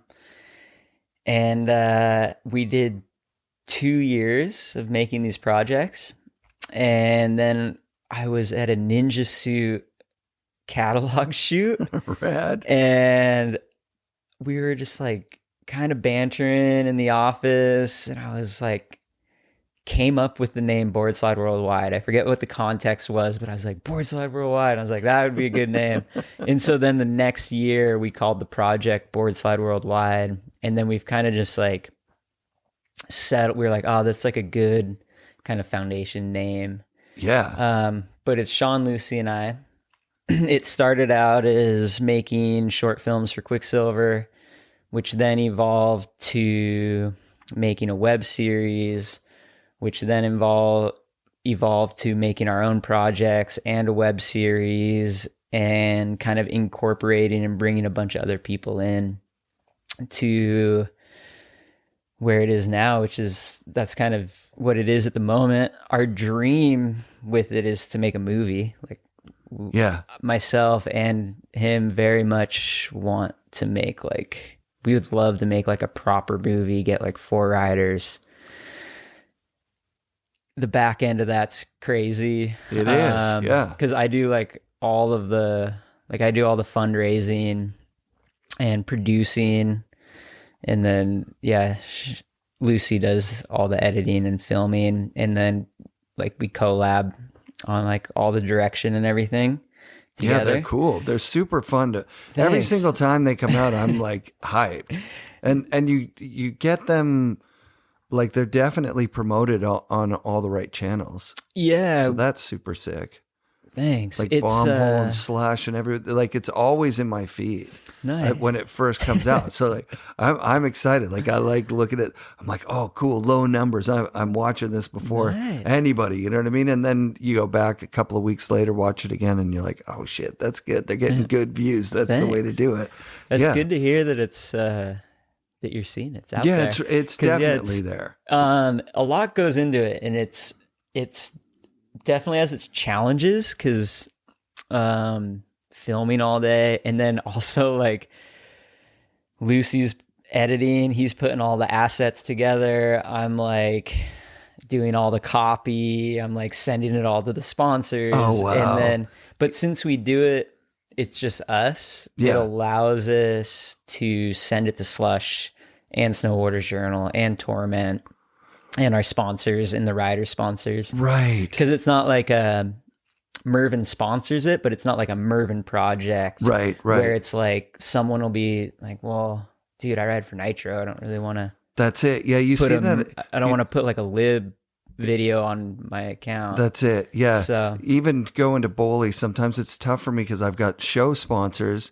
Yeah. It's not tough for me. It's just like, now I'm tagging all these other sponsors that don't support my show and don't, like, I paid my way to go there, and now I'm promoting. But it's a bit of that reciprocation of like, that's the community we're in. Mm-hmm. Like, going to those crush events is like, I'll promote whoever's making this thing go. Yeah. Because this is the way to keep the community going. Totally. Not like I mean, sure, the X Games has its place, the Dew Tour, the Olympics, all that stuff. Mm-hmm. But that's a different machine than the community feel of like a Snowboy project. You show up there and you're like, but I get it. It's you're like, oh, really? Yeah. I gotta. Okay, I'm shouting out whoever it was. Yeah. I'm in my posts now, which is, my sponsors are cool with it because they get it. It's a part of the community. But I could see when you're doing a thing. Yeah, it's interesting. The absinthe buy-in thing has just become like, that was just normal. Like, those videos we grew up watching, people's sponsors paid to have them in that movie. Yep. It's just nuts to me that's how that worked. And that there would be guys out there that were great riders that just didn't get an opportunity to get filmed because they didn't have sponsors paying ad space for the thing. Yeah. It's crazy. Mm-hmm. Yeah, it makes sense for that, like, that era. I think things have evolved now and it's different. But yeah, it was like you would get invited to film for the video, and then from there it was like, okay, the sponsors need to pay your buy-in. Then that, once they have like their riders and all the sponsors, then that's like filmers' salaries, cost of distribution, right, of cost of like travel, like all the things. Where now it's like with our project, we use, like, for instance, with the sponsor budget, it was like we went to Japan this year, and it's like we use the budget to like pay for the van. So it's like, because it's like we'll use, because we want riders to come, and it's like our budget's tiny. Yeah. But at least yeah. we're like, dude, we can cover the van, and then we're able to like work out lodging Right. through a sponsorship and stuff. But like, Yeah. It's, so I went to the Legends of Tahoe, yeah. and last year at the Legends, lift tickets were $25. This year they were like 110. Oh, wow. Right. And they're like, you know, the organizers, Bostic and Chantry, are trying their best to get free lift tickets for everybody. You know what I mean? Like if they could, but then donors also going, well, hey, like we need to make some money here. You're not paying to host the event here or whatever. Yeah. So it's just a big, you know, back in the day, it was like Nike's like, here's $200,000 to build some stuff in your park. Yeah. And for whatever, buy new accessories for your cat or whatever you want to do, you know, those budgets are not there anymore. Yeah. So now it's shoestring and passion, Yeah. you know, that's all of us now. Yeah. That's me for sure. Definitely. And Me too. yeah. But it's kind of fun too. Like it's It sort of is. neat that's the job, is like calling people and going, hey, 1910, I'll wear your shirt on the show. Like, I like what you guys are doing. And they're like, Yeah. maybe Yeah. give us some numbers. Okay, here's some numbers. Yeah. Yeah. So you're doing that for Boardslide Worldwide. Yeah. And that, I mean, that's fun. How many projects did you guys do this year? 4 or something? We did three videos in the series, and then with each video we put out a raw, which is like essentially the raw timeline before it gets cut down. And then we have a project coming out in the fall. Yeah, 7 in 1 year. Yeah. Like when you consider that compared to like one movie, it's like, I mean, that's what people's attention spans are now too. It's these 7-minute edits throughout the year. Yeah. Oh, this is what we were doing. Like, it feels like last week, some of the stuff. You're like watching going, hey, I think I was at Baker that day. Yeah. Yeah. It's fun. It's dope. It's definitely a unique path. Because it's we're trying to use what we have. Like, we're trying to utilize what we have. So after, like, I don't make any money. So it's not that I should, because I get sponsors and endorsements, but like all said and done, after like our project expenses, like filmer, photographer if needed, and that, like, our travel is so tiny, which that's why it's like our edits are out of Baker, and like we'll go to Utah. Yep. And then like we're doing very like kind of, I guess, grassroots trips because we don't have the budget to maybe do bigger. Maybe Salter will see it and be like, oh, Boardslide Worldwide. That sounds like something I should fund. Yeah. And then you have a budget. That's the way the industry goes, right? Like there's huge snow years. Oh boy, it's boom. Yeah. Everything gets, all the budgets get out, and then it's like, ooh, we're trailing. You know, we got to cut everything back. Everything's going. We're in a recession. You know, that's the like industry part of it. Meanwhile, the whole time we're just hoping it's a big snow year. Yeah. Not for budgets, just for like they're better than the lean ones. Yeah. Yeah, way better. I mean, we had a pretty rough snow year this year. Yeah. But it wasn't a bad winter by any means. It wasn't a bummer. Yeah, there was something about it that was like totally satisfying. Yeah, we had some epic days. Like I think I definitely had the deepest day I've ever had at Baker. And a few people, like very reliable sources, were like, this is the best powder day I think I've ever had at Baker. Yeah, I think Bass was talking about it when we went on the Tahoe trip. It was just like 3 feet of unconsolidated duff. Wow. Like it just plumed. In the bottom, like, was soft. It wasn't like... You weren't hitting... Yeah. It wasn't like Jackson where it's like 3 feet of just blower on top of ice. Where you're like... Yeah. I'm riding waist deep powder, but somehow I'm snowboarding down a mogul field, which is something I've actually said to myself at Jackson Hole Resort. I'm like, I'm riding icy moguls, but the snow is up to my belly button. This is crazy. That is nuts. That is nuts. But yeah, I mean, there was little treats throughout the winter that kept us stoked, where there was a point where like, ooh, this could be the worst winter ever. This is horrible. Totally. But then it was like Mother Nature was like, here's a powder. Like filled up the cup a little bit. And it gives you that pow amnesia right away where you're like, oh, this is good. And then you forget you're like, I completely forgot that I was riding dirt all of December. Yeah, that was nuts. That was nuts. So. Yeah, the intern for the show from a couple of years ago, Josh, had that clip of him riding down Baker it was just dirt. Yeah. Like there was no snow. I think 50 million people saw that. Yeah. That was from this year, right? That was from this year. In the rain, it's just like wet, and they're like turning. The one dude's on skis, and that was on like the Honkers cat track. That's it, on Honkers cat track. Like I think Honkers, literally like the face of Honkers that goes down to 6. Yeah. I want to say it was only open for like a very short period of time. Right. And that's opening day shit. Yeah, Honkers. For sure. Like I've ridden Honkers opening day.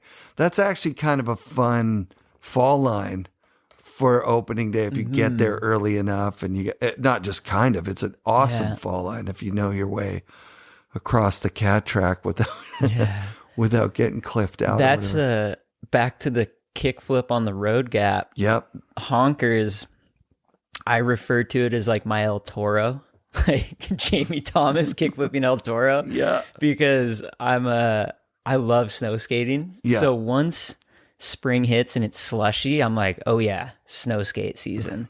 And I'll be ripping Honkers, the cat track, and I go up onto the wall, do a turn, set up, and then I've been trying to kickflip into Honkers for 3 seasons. And I've landed on it a couple times, but I'll like land and then just hit a mogul and just detonate. Yeah. But I'm always like, Honkers is my El Toro. And then this year, by the time it got slushy, it was all dirt again. It's dirt. Yeah. There just wasn't enough there. But you'll get it. Yeah. That's sick. Well, and then once you've got that, then you can kickflip the gap. Yeah, easy. Probably. Yeah. Stepping stones. Yeah. Because that's just a big step down. Yeah. But you could go huge off that. Oh, that'd be wild. How long have you been snow skating? For years and stuff? Or no, I came across a snow skate at the hut at the factory, the Mervyn factory, maybe probably like 4 years, but I really only do it a couple days a year. Yeah. Big ski style, not the little ski. No, I have a little ski. Yeah, I saw it in the truck. It's tiny. It's tiny, yeah. Yeah, it's kind of a liability at high speeds. Yeah. But it's fun. Yeah, the last clip I saw of you on it, you were doing the bank slalom. Yeah. I'm like, that's insane. And making it look good, because that's the hardest thing about snow skating is that it's just a lot of this. There's a lot of windows rolling down because you're not strapped in. It's insane. Yeah, I feel like every little bump. Yeah. It's pretty aggressive. But I want to see you kickflip the road gap. I think you could do it. One day. Yeah. That'd be super sick. Bass has to be there. Yeah. Just to cheer you on. Are you friends with Jason? You ride with him from time to time? Bass? I've never ridden with Bass. That's crazy. I know. That's crazy to me. I've heard a lot about him. Yeah, because he's like Baker OG. Oh, yeah. Yeah.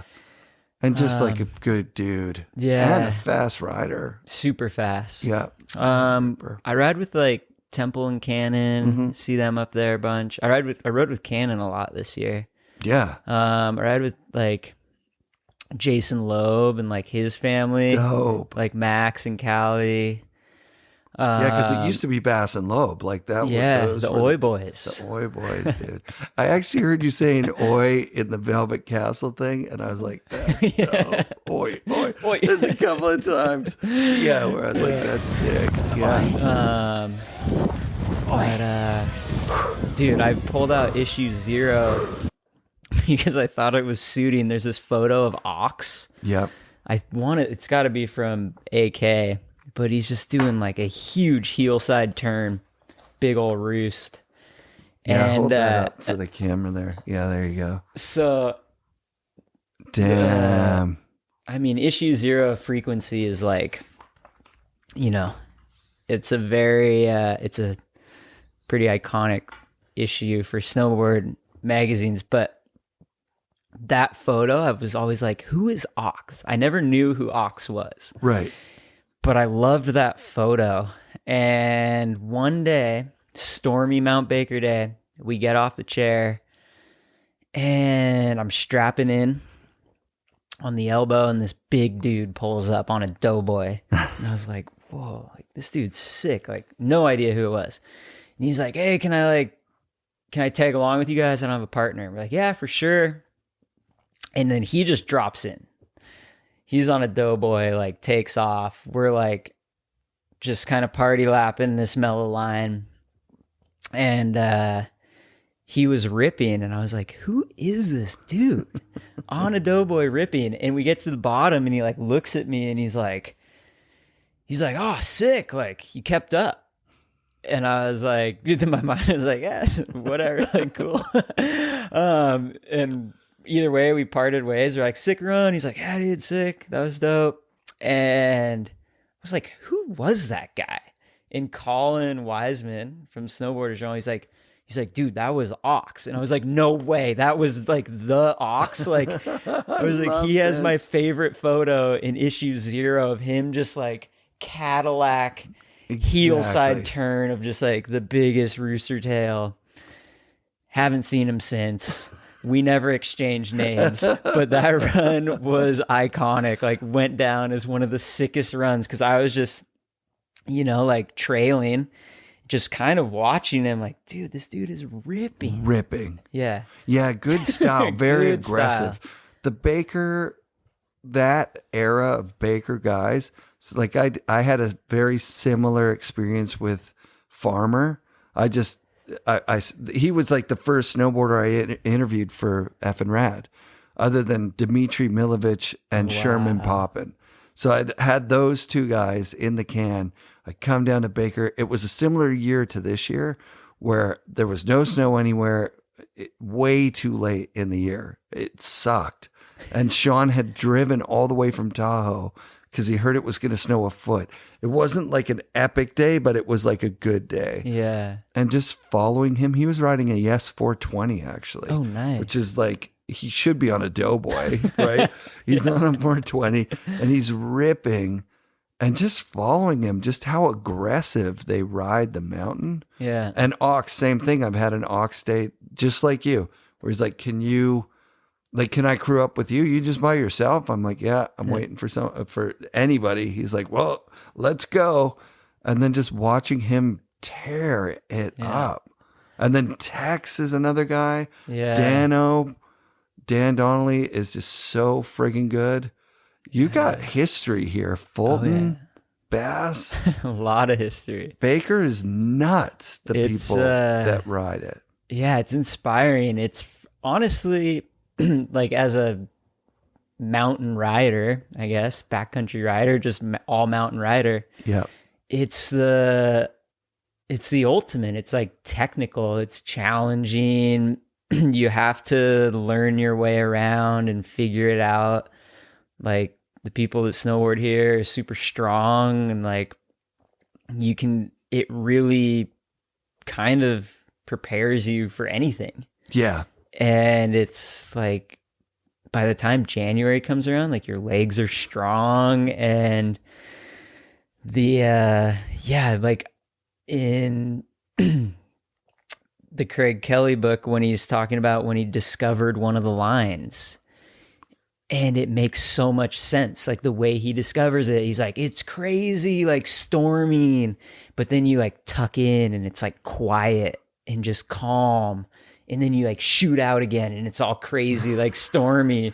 And you're just like, that's how that run was discovered. Like, Craig named that run. Like, that's insane. And you're just, all these stories of just I mean, even like riding with Temple, like the stuff that he rides, it's like I take laps with him and I'm like, dude, I've never even been into this nook and cranny. Yeah. And there's still like riding here, you know, for the last 7-8 years every day. And then from like the years before that, my whole life riding here, it's like, there's still, I swear, like every year I find a new nook and cranny that I'm like, whoa, like I didn't even know this existed. And it's a like, small resort. It's not huge. Is. I just went to Whistler with the Boardroom. Like the Boardroom owner closes the store for a day and takes everyone in the shop sick. up to Whistler.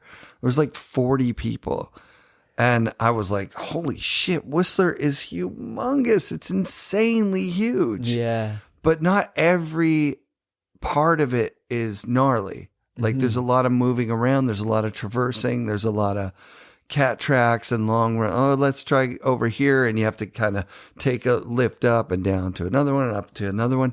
Whereas Baker is pretty all in one little compact zone. Yeah. But there's gnarly, like you just said, there's gnarly stuff under every chair. Yeah. It's kind of crazy. And you always see, you'll like be on one chair and you'll look over and just see some just solo ripper just riding and you don't something know crazy. if it's like Temple Cummings or if it's just Joe from Glacier. Yeah. Like there's sometimes I've seen people on opening day launching off stuff that, you know, on 6 where you're like, dude, there's like 2 feet in here on rocks. That's gnarly rocks you guys are sending right now. But yeah, it's a strong and people don't it's not like Whistler where it's like, oh, did you hear so and so is here? You know, it's more of a low key vibe. Mm-hmm. Yeah. It's a good community. Yeah. Good community of riders. And it's sweet because it's like when it's bad here, it's like so bad. But when it's good, it's good. So you're kind of, you know, it's not like, I think it takes a certain style of rider that's drawn here because when you get it, it's like it all makes sense. But, tenacious, yeah. It's cool actually. Looking, I was at the Baker head office in Bellingham for Josh Dirkson's interview, and we're looking at the posters on the wall, and there's like Duncan sending something on skis, and like I don't want to say, but I think it was maybe the 60s. I don't know. Probably. But, like ripping young Duncan. That's awesome. So like it's always been the same kind of, it's like cowboys, you know what I mean? Like if you ever get a chance to talk to the Pro Patrol, they're taking their job so seriously. Yeah. And all of them are here because of what you just described. Like when it's firing, there's nowhere better. Yeah. That's always like I always make a point at like, whether it's in the lift line or like in passing on a cat track, like on those big days, like when you see a Pro Patroller, you're just like multiple times, I'm just like, dude, thanks for opening it up. Yes, like, thank you. Like you got to thank your patrollers because they made like the Pro Patrol here. They're so good and they are like the gatekeepers to the terrain. And it's like, yeah, the mountain doesn't open till 9:30. It's like, you know, it's going to be good. There's a reason. You can't be bummed. Like you're like, these dudes are making it so we can ride. Also, they're mobile emergency room doctors in the wilderness. Yeah. It's gnarly. It's nuts what they're trained for and how well they can do it. I remember a couple years back when I did the bank slalom, a woman was buried in an avalanche down the Elf Chutes, and they saw it from the other side. And I think they were down to her and had her out in under a minute or 2 minutes or something. Yeah. Like it was like, just like that. Like they're like, oh, it's going to pop. And then it did. And then they had eyes on where she would probably be. And they just got there, probed her and got her out. Incredible. Yeah. Like it's nuts. They're They're heroes. They are. They really are. Keeping us safe, kind of. Keeping us as safe as we can keep ourselves. We got to do some of that equation for sure. Yeah. Rad, Austen. Well, is there anything we didn't touch on that, like, I want to thank you so much for following up with me and staying on top of doing this. And then also for being the anchor episode of season 9, which is super dope. Thank you. It's been a pleasure watching you snowboard over the years. Holy shit. Thanks. Just keep doing it. Natural selection, we didn't really touch on as much as I would have loved to. Yeah. Like, I love when you opened it and you overshot that landing by like double or something. Yeah. Like, what a great way to open that up. Yeah. And like, oh yeah, great. Austin's going to get to go. And then just like such high speed. That was epic. Yeah. It's I struggle with the speed sometimes because as you know, I'm 5'2". I'm a pretty small dude, and I've always struggled. And I remember like the first time I went to Wendell's, like you'd hit a cat, like I went to spring camp. So we're riding the meadows and we'd hit the cat track and everyone's just like long gone. And I'm just pumping, like trying to get every little bump. And I'm like, I don't have any weight. I can't carry speed. And then like, I kind of, then on forum, I was like, made it a point, like I'm going to be the guy that guinea pigs the jumps because I can't trust anyone's speed. Right. Like I hit a backcountry jump with Andreas.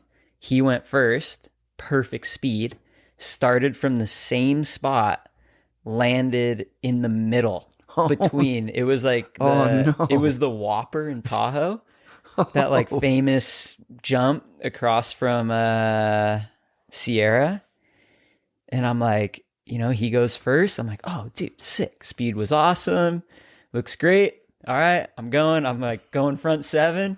Come around. I'm just like, oh no. Just luckily it's like Tahoe 4 feet deep. And literally just like biggest bomb hole in my life. And then I was like, all right, I'm guinea pig guy. Like every park shoot, I was like, I have to hit the jump first because I can't trust the speed. And then now it's hard because with natural selection, all those jumps, you know, like you look at it from the side far away, where that jump, it looked huge. I was like, that's a 60-foot jump. Like that thing is big. Yeah. And I'm coming in and it's deep. So I'm like, I need to maintain my speed. So I kind of set my line, and then everything was going good. And right when I swear, like that takeoff was exposed, and it must have got a little wind drift and it just buffed it. And it was like Mario Kart. I hit the lip and just accelerated. Speed felt like it doubled. And I'm just like front 3 and I'm in the air like, all right, it's 4 feet deep. Like I'm going to do whatever I can to land, even though it's flat. Like I'll try. So it's this constant hurdle of like, how fast do I need to go? Because, you know, like Travis is a big dude. So if he's taking a couple turns, I probably need to maybe take 1 turn or 2 turns. So right.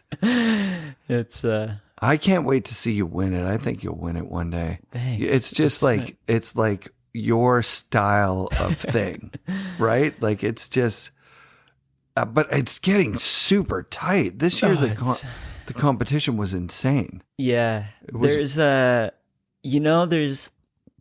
everyone has their speculations on the seating round and all of that, but what it comes down to is like there's no easy pick. There's no easy pick. It's everyone there can win. Yep. And everyone's capable, and it's like, you know, you could have a day where all the men and women have the best day of their lives snowboarding, but there's only, at the end of that day, there's only going to be one male, one female that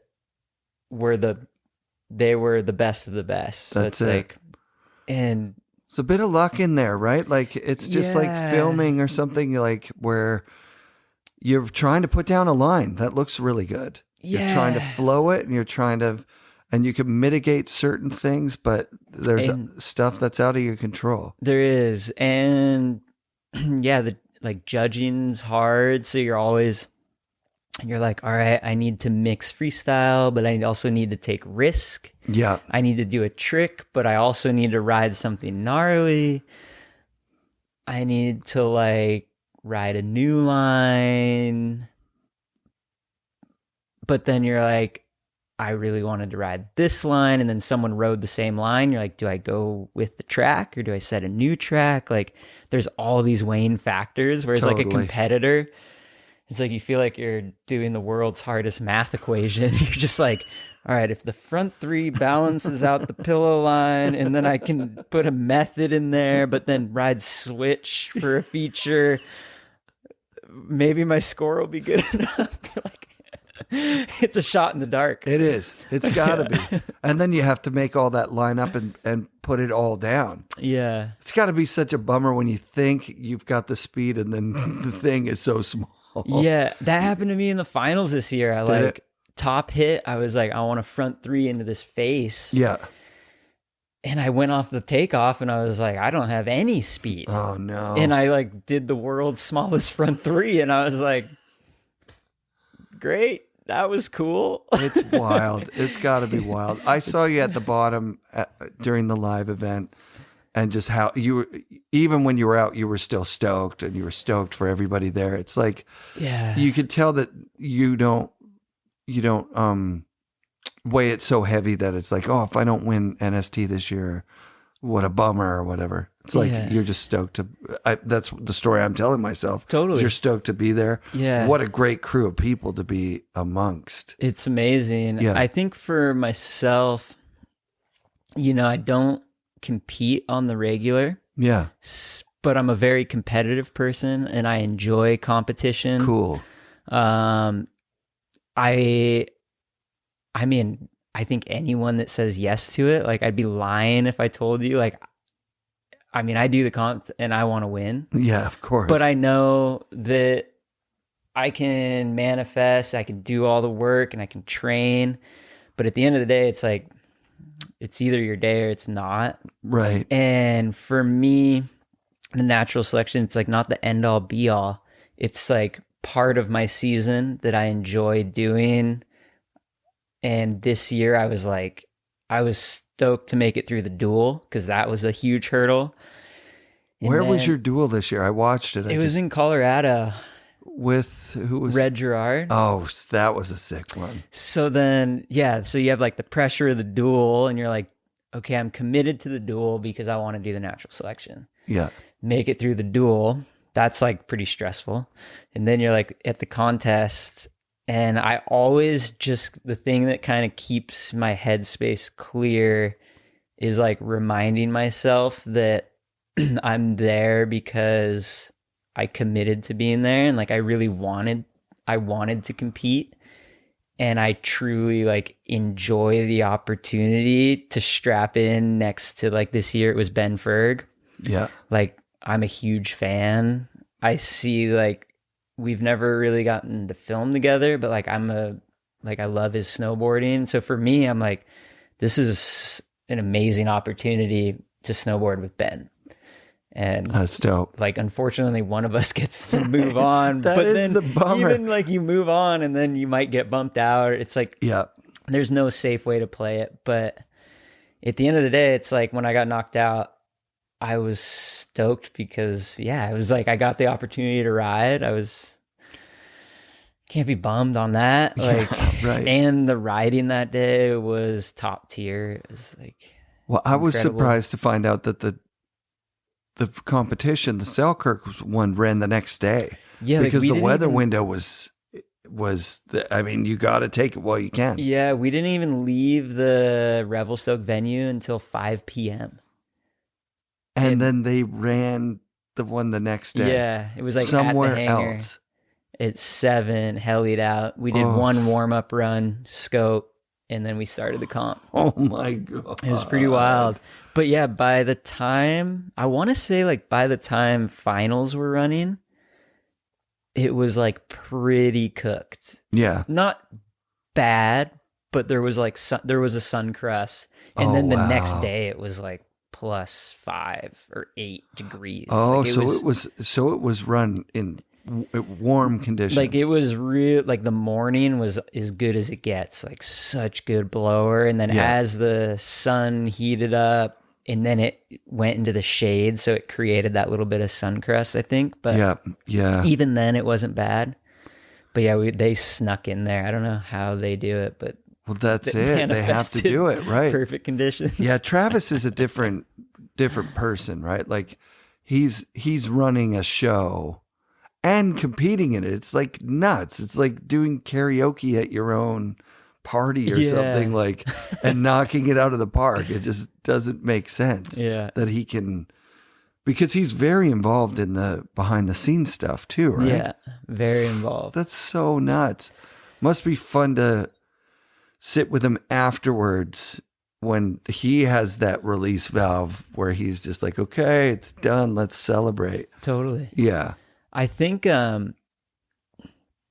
mean, I don't want to speak for him, but from conversations and stuff, I think his ultimate goal is like, he just wants to provide a venue and conditions that allows people to ride at their highest potential. Totally. Like, I think that's like what he really wants. Like, I noticed that on finals day, he was so stoked that everyone rode really well. Cause I remember we were like getting ready to leave, and he was like, dude, this segment's going to be good. Like, he was stoked. Yeah. And I think that's a good mindset to be in. Oh my God. Like, as a viewer, course. like too, you want to watch top tier boarding. I was kind of watching him at the end going like that he got beat. He was definitely bummed. And he's, in my telling to myself, the story is that he's like really trying to be like, oh yeah, not a big deal that I didn't make it to finals, or that's fine, whatever, it's cool. But like, you could see it's like eating him up. But Totally. like, he's like, damn it, I wish I would have got that. What are those judges thinking? I gotta talk to those guys or whatever. That's the story I'm telling. But like, of course, even if he got last place, he's putting on this insane event. Mm-hmm. And so on some level, he gets to claim like, I got us here. Yeah. Like, I made this happen. Yeah. Which is super sick. I've been critical of it, like in private, just about like, you don't win your own contest or whatever, even what I just said. Like, I don't want to go to a guy's house where he's having a party and he's karaokeing and he's, like, oh, wow, you're really good at karaoke. That's cool. Yeah. But there's something about the natural selection thing that is him kicking the door down to being like, look, I'm not ready for snowboarding to not be, like on a world stage and having like real money, like, helicopters flying and like venues like closing for us to do this thing. I'm not ready for that to be over. Like, we still need this. And I don't know anyone else that's coming anywhere close to. Yeah, I think he's like happen. With him in the contest, it's it's unique in the sense of like, he still has to do all the same things as everyone else to win it. Yeah.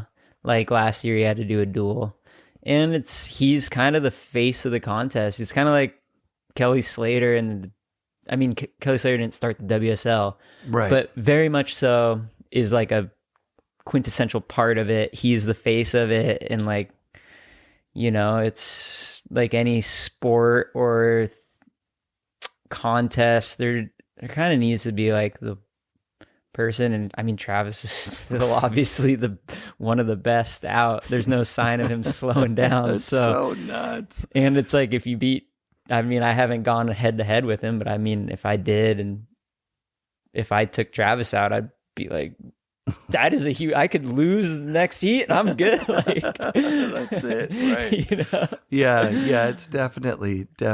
Yeah. It's one of those things from the sidelines. It's easy to just be a critic and go like, oh man, these guys are just doing backflips and 360s normally in their parts they're doing stuff that makes this look shitty. Yeah. But then it's also like, no, this is a live event, and this is like a great equalizer. Everybody's at the same run at the same time. Like, it's not easy to put down. You don't get 6 hike up tries at it. You know what I mean?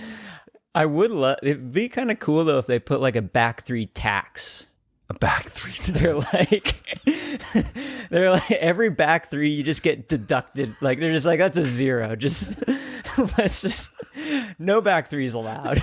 Unless it's like a crazy one. But that's the thing, like you said. Very much so. Like, I hope that it keeps evolving to the point where we can step away, because it is very much back 3, back flip. Sure. Like, sure. because it's, that's what you have to do. You're trying to win. And the judges and the show, those things are what you're going to pull out when you're like fucking scared and you're going off something massive. Totally. And you're in the middle of, So like this year was the first year where some of the finals runs, it was not, none of that. Like they were just like insane, which was dope to see. That was cool. I mean, it just gets better and better every year. That's what it comes down to. Yeah. And it would be a huge loss to the snowboard community to not have that event happening. Yeah. In my opinion, I